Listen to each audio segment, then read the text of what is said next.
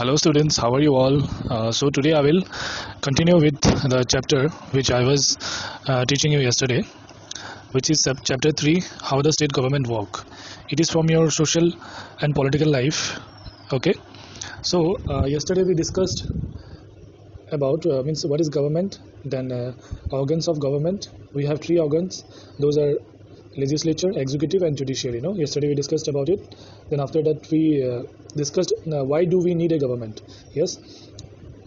So today we'll start with members of state government. Okay, students.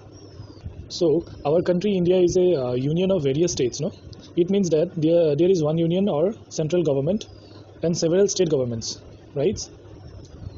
And although our country is a democratic country, so what happens? The citizens of our country vote to elect their representative at various levels. Okay, so we have. So I will tell you about those levels.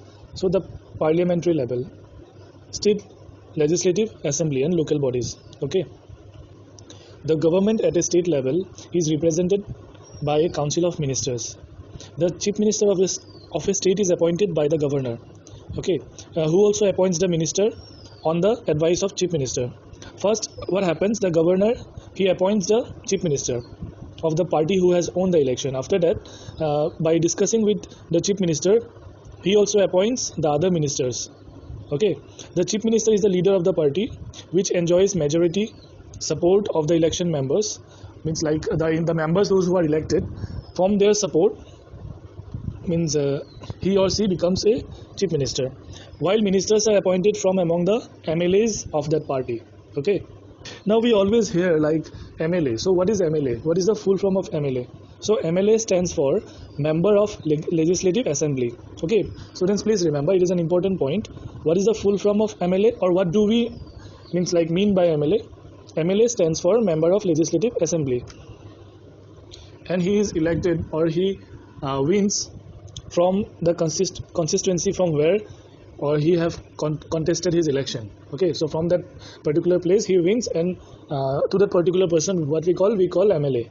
Okay, on the other hand, MLC stands for member of legislative council. Okay, students, now what is the difference between MLA and MLC? So MLA represent his or her consistency, okay, from which particular place that particular MLA belongs, and works for the development of that particular area.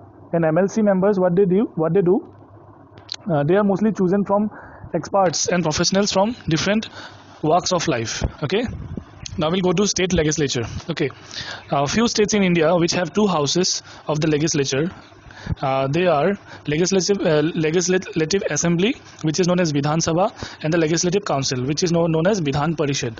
Okay, students, please remember these 2 points. And the legislative council, which is Vidhan Parishad, is also known as upper house. Okay, and while the legislative assembly is the lower house of the state legislature. Now, a state legislature also has the power to create or abolish any legislative council, and the governor, chief minister, and the council of ministers are an integral part of the state legislature. Okay. Now, what is legislative assembly? Okay, every Indian state has a legislative assembly, popularly known as Vidhan Sabha. This assembly represents the power of the common people. The member of this legislative assembly are directly elected by the people of the state, and the number of Vidhan Sabha members cannot be more than 500 or less than 60. Though there might be some expectations, the biggest state of India, Uttar Pradesh, has 404 members in its assembly.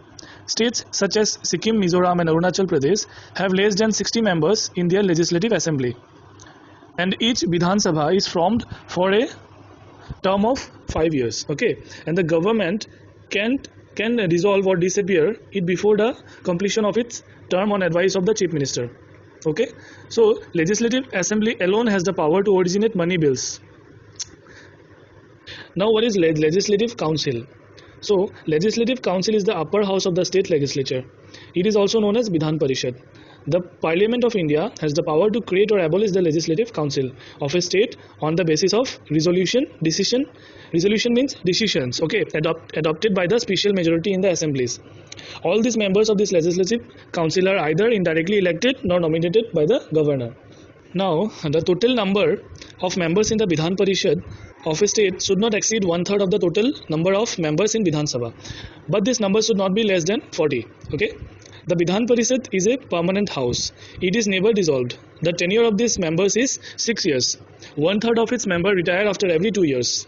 And the presiding officer of Legislative Council is known as chairman. Okay, students. So now we will go to election. What is election? So India is the largest democracy in the world, as we all know, right? Here every citizens have their right to what? Cast vote. Who is aged 18 and above has the right to choose the political candidate to represent them and their interest, locally, nationally or internationally also. The process is determined by a voting system where citizens vote for one candidate. The candidate which the majority of the vote which gets majority of vote, he is elected. Okay.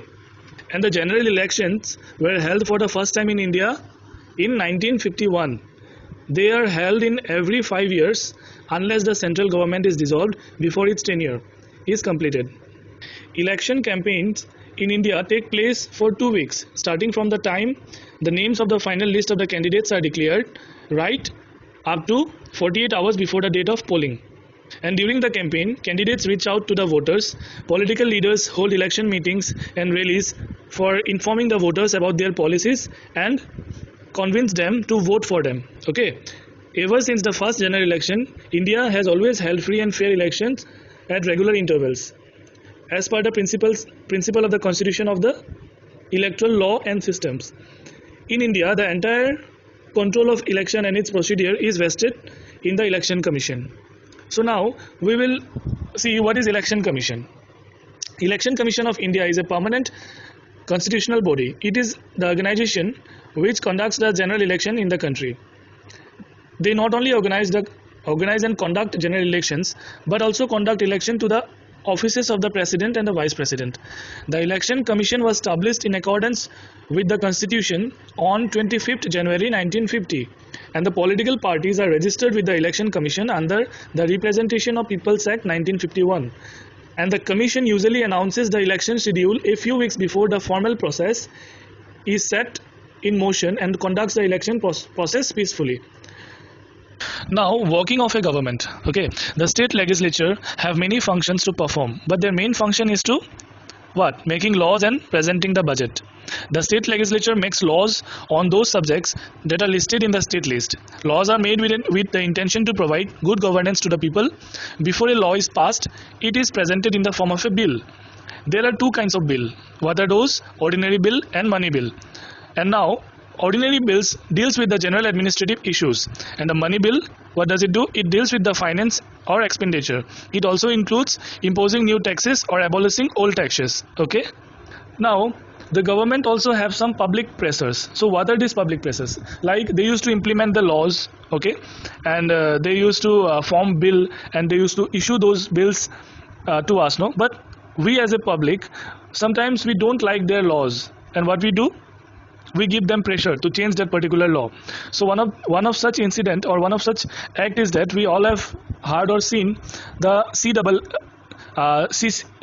no, Ka Act, which has been passed. And what happened for that?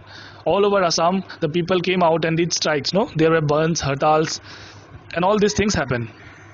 So this is public pressure. So in a democracy, people have the right to express their opinion and vote their concern on issues. If the people are not happy with some of the laws passed by the legislature, they can show their what? They can show that they are not accepting the particular bill, and they are against that bill. So what happens? What they used to do? They used to give burns, do hartals, and what? And do mass gathering, and they discuss about this particular things, how can they resolve, no. So protest is often against something or other, or an attempt to stop a policy or practice which would otherwise go ahead unquestioned. Protests are part of an overall view which balance the right to protest against a need of law and order. Okay, students. So what we actually learned in this particular lesson is that a government is a body that has the power to make and enforce law within a country. Okay, and the governor, chief minister, and the council of ministers are the integral part of the state legislature. After that, the legislative assembly cannot consist of more than 500 members and should not be less than 60 members. Okay, And after that, we studied about the Election Commission. So the Election Commission of India is a permanent constitutional body. After that, one of the main function of this legislature is what? Is to make laws for the citizens.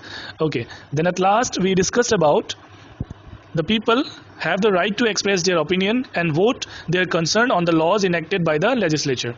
Okay. So thank you for today, students. Have a good day.